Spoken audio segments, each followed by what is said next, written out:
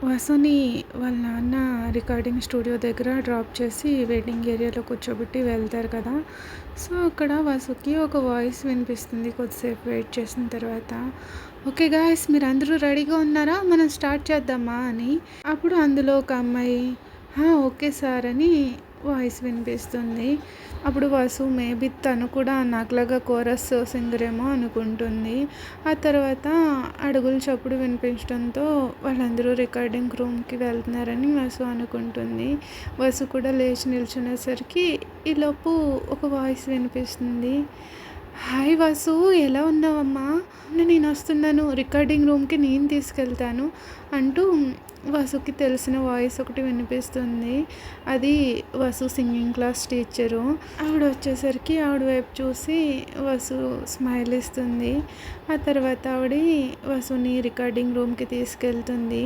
తనకి ఛాన్స్ రావడానికి కూడా అవకాశం ఇచ్చింది కూడా ఆవిడే. అప్పుడు వసుని రికార్డింగ్ రూమ్‌కి తీసుకెళ్ళి, అమ్మ వసు, చాలా ప్రశాంతంగా ఉండు. పాటలోని భావాన్ని ఆస్వాదిస్తూ పాడు. ఈ సాంగ్ మ్యూజిక్ డైరెక్టరు వయసులో చిన్నవాడే కానీ చాలా కోపిష్టి. కాబట్టి తను ఎవరి మీదైనా అరిచినా లేదంటే ఎవరినైనా తిట్టినా సరే కంగారు పడి నీ ప్రశాంతతను కోల్పోకు, సరేనా అంటూ ఆవిడ ప్రేమగా చెప్తుంది. వసు చిరునవ్వుతో తల ఊపుతుంది. కొద్దిసేపటి తర్వాత అంతా రెడీ అయిపోతుంది. రికార్డింగ్ మొదలవుతుంది. కానీ ఏమైందో తెలీదు కానీ మధ్యలో సడన్గా రికార్డింగ్ ఆపేస్తారు. ఒక వాయిస్ వినిపిస్తుంది. "శాన్వి, నీకు పాడటం రాకపోతే మానే, అంతేగాని నా టైం వేస్ట్ చేయకు. ఇప్పటికే ట్యూన్ గురించి నేను చాలాసార్లు ఎక్స్ప్లెయిన్ చేశాను, కానీ నేను చెప్పింది నువ్వు పట్టించుకున్నట్టే లేవు. నీ ఇష్టం వచ్చినట్టు పాడుతున్నావు. సాంగ్ ఎలా పాడాలో ఎక్స్ప్లెయిన్ చేసినప్పుడు నువ్వేమన్నా నీ కలల ప్రపంచంలోకి వెళ్ళిపోయావా ఏంటి" అంటూ ఒక మేల్ వాయిస్ చాలా గట్టిగా వినిపిస్తుంది. "సారీ రిషి, నేను ఇంకొకసారి ట్రై చేస్తాను" అంటూ ఒక స్వీట్ వాయిస్ వినిపిస్తుంది వసుకి. ఓ, తనే అయితే మెయిన్ సింగరా? తన పేరు శాన్వియా అనుకుంటుంది. సరే అయితే మళ్ళీ స్టార్ట్ చేయంటూ చిరాకు పడుతూ ఆ మేల్ వాయిస్ మళ్ళీ వినిపిస్తుంది వసుకి. ఆ తర్వాత కొన్ని క్షణాల్లోనే మళ్ళీ మ్యూజిక్ ఆగిపోతుంది. వాట్ ద హెల్ శాన్వి, నీకు ఇప్పటికే 2 ఛాన్సెస్ ఇచ్చాను. నువ్వు నాకు నా టైం వేస్ట్ చేయడానికి వచ్చావు కదా! ట్యూన్ని అందుకోలేకపోతే బయటికి పో అంటూ చాలా గట్టిగా అరుస్తాడు. అలా ఒక 10 ఛాన్సెస్ ఇస్తాడు. కానీ తను మాత్రం తన తీరులోనే పాడుతుంది. ఇంకా రిషికి చిరాకు వచ్చేస్తుంది. ఓపిక నశించిపోతుంది. వెనకాల కోరస్ సింగర్స్ కూడా చిరాకు వస్తూ ఉంటుంది. అన్నిసార్లు పాడించేసరికి తను మాత్రం తన ట్యూన్ తన దానిలోనే ఉంటుంది. సరే, మిగతా వాళ్ళంతా సర్దేసుకోండి. శాన్వి, నువ్వు ఇంకా ఈ సాంగ్ నుంచి తప్పుకుంటే బాగుంటుంది అని అరుస్తాడు. ఐఎమ్ సారీ రిషి, కానీ నువ్వు నన్ను ఎలా తప్పుకోమంటున్నావు? మనం ఆల్రెడీ డీల్ చేసుకున్నాం కదా అంటుంది. అవును, డీల్ చేసుకున్నాము. నేను దానికి ఇస్తానన్న పేమెంట్ కూడా నీకు ఇచ్చేస్తాను. అంతేకాని నువ్వు మాత్రం ఈ సాంగ్ పాడడానికి వీల్లేదు. ఇలా కేర్లెస్గా పాడడం వల్ల నా కెరీర్ నాశనం చేసుకోవడం నాకు ఇష్టం లేదు. తర్వాత మనం ఇద్దరం పశ్చాత్తాపపడే పని ఏదైనా చేసేలోపే నువ్వు వెనక్కి తగ్గడం మంచిది అంటూ వార్నింగ్ టోన్ సీరియస్గా అంటాడు. ఇంకా శాన్వి ఏం మాట్లాడలేదు. ఓకే అని సైలెంట్గా వెళ్ళిపోతుంది. అప్పుడు రిషి కోరస్ సింగర్స్ వైపు చూస్తూ, సారీ గాయ్స్, ఈరోజుకి రికార్డింగ్ ఏం లేదు కాబట్టి మీరు అంతా వెళ్ళొచ్చు. ఒక మంచి సింగర్ని కన్ఫర్మ్ చేశాక మీ అందరికీ డేట్స్ గురించి ఇన్ఫామ్ చేస్తాను. ఇంకా మీరు వెళ్ళొచ్చు. టేక్ కేర్, బాయ్ అని కొంచెం మృదువుగా ప్రశాంతంగా చెప్తాడు వాళ్ళతోటి. కొద్దిసేపటి తర్వాత వసు మ్యూజిక్ టీచర్ వచ్చి వసుని రికార్డింగ్ రూమ్ నుంచి బయటకు తీసుకొస్తుంది. వసు ఏమో టైం చూసుకుంటుంది. మధ్యాహ్నం దాటిపోతుంది. ఐ మీన్ వాళ్ళకి చూసుకోవడానికి సపరేట్గా ఉంటాయి కదా.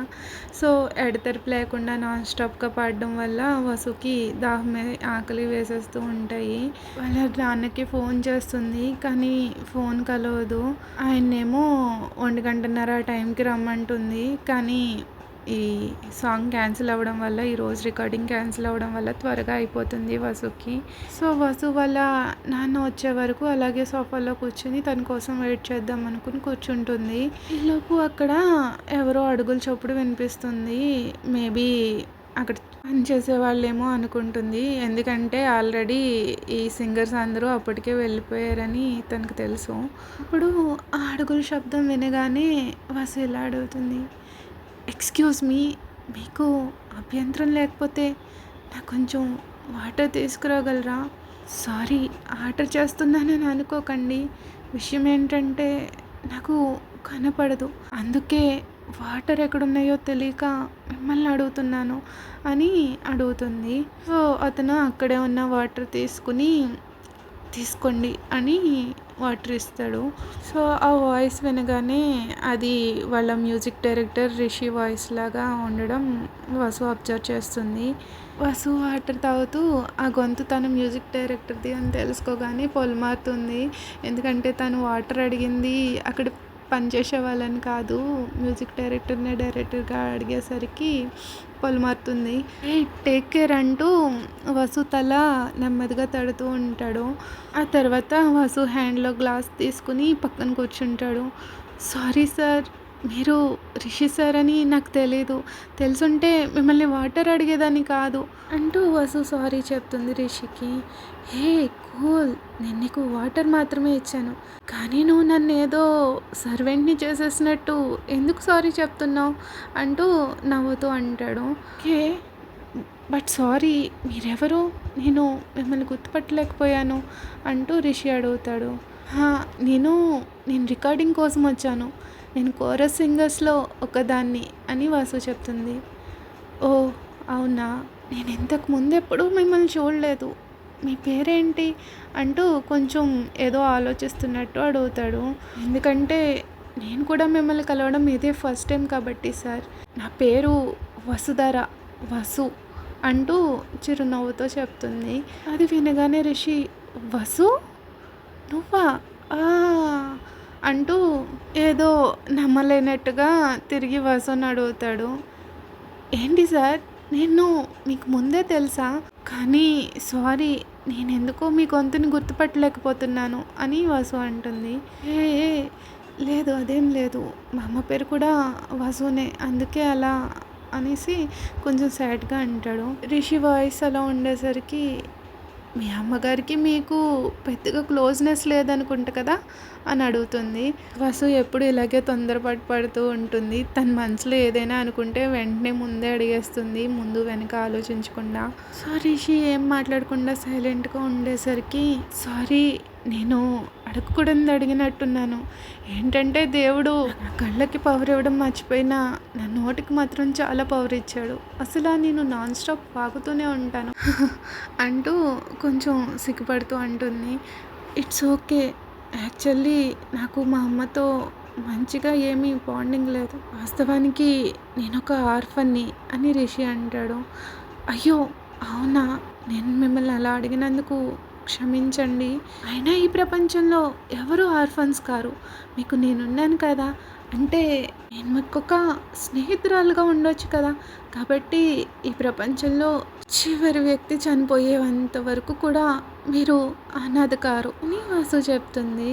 ఇప్పుడు రిషి, ఇట్స్ ఓకే, అయినా సరే మీరు ఇలా చెప్పినందుకు థ్యాంక్స్. అవి విన్న తర్వాత మీ మాటలు నా మనసును చాలా తేలిక చేశాయి. అందరూ ఇంటికి వెళ్ళిపోయారు కదా, అయినా సరే మీరు ఇక్కడ ఎందుకు వెయిట్ చేస్తున్నారు అని రిషి అడుగుతాడు. అది నేను మా నాన్న కోసం వెయిట్ చేస్తున్నాను. ఆయన్ని 1:30కి రమ్మని చెప్పాను, కానీ ఇప్పుడు టైం చూస్తే 12:30 మాత్రమే అయ్యింది. నాకు అలవాటు లేని ప్రదేశాల్లో అటు ఇటు తిరిగి నా ప్రాణాలు పణంగా పెట్టాలని అనుకోవడం లేదు. అలాగే వేరే వాళ్ళని హెల్ప్ అడిగి వాళ్ళకి ఇబ్బంది కలిగించడం కూడా నాకు ఇష్టం లేదు అని వాసు చెప్తుంది. ఓ చాలా స్ట్రాంగ్ అమ్మాయి కదా అంటూ రిషి అంటాడు. సో నవ్వుతూ, నిజమే, మీకెలా తెలుసు అంటుంది. రిషి ఏమనుకున్నా, నాతో లంచ్కి వస్తావా, నేనేం నీకేం హెల్ప్ చేయట్లేదు, అలాగని నువ్వేమీ నన్ను ఇబ్బంది పెట్టట్లేదు. నాకు భోజనం చేసేటప్పుడు నాకు ఒక తోడు కావాలి, అందుకే నువ్వు ఒక ఫ్రెండ్లా నాతో లంచ్ చేయడానికి వస్తావు కదా, ఏమంటావు అని రిషి అడుగుతాడు. వసు రెండో ఆలోచన కూడా లేకుండా వెంటనే ఓకే చెప్పేస్తుంది.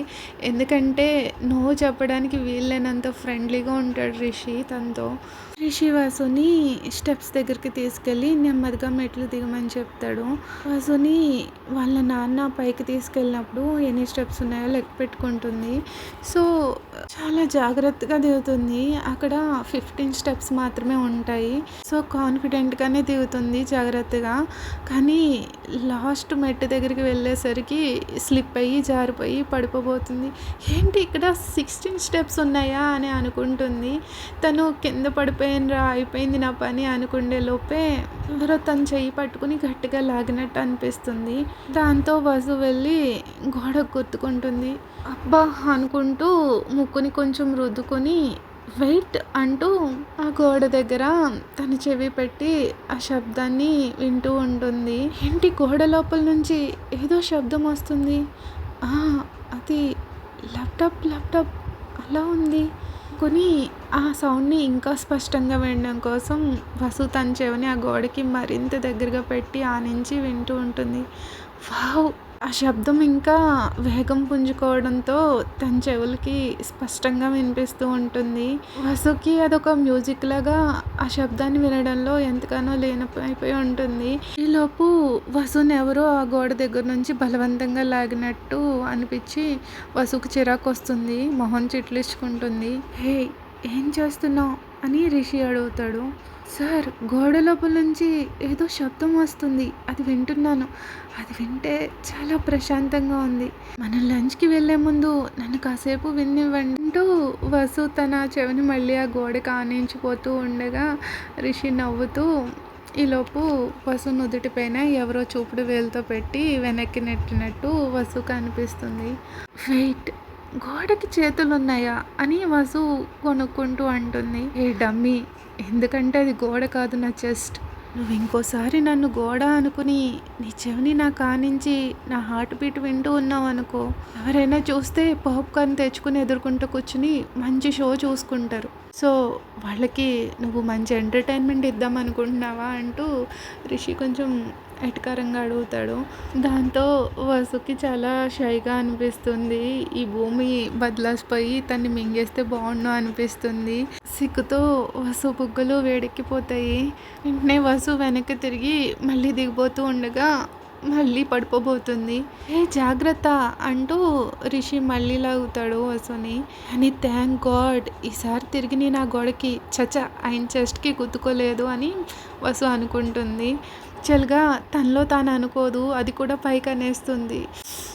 అబ్బా అనవసరమైన వాగుడు మొత్తం అవుతాను అనుకుని తన మాటల్ని అదుపులో పెట్టుకోవడానికి కింద పదవి కొరుక్కుంటుంది. రిషి అది చూసి నవ్వుకుంటాడు. సరే వెళ్దాంరా, నాకు చాలా ఆకలిగా ఉంది అని రిషి అంటాడు. వసు కూడా ఓకే అన్నట్టు తలూపుతుంది. అలా రిషి వసుని వాళ్ళ స్టూడియోకి కొన్ని అడుగుల దూరంలో ఉన్న ఒక రెస్టారెంట్కి తీసుకెళ్తాడు. ఓకే ఫ్రెండ్స్, మీకు ఈ ఎపిసోడ్ ఎలా అనిపించింది? నచ్చితే లైక్ చేయడం మర్చిపోకండి. Thank you for listening. Please like, share, subscribe. Thank you. Bye.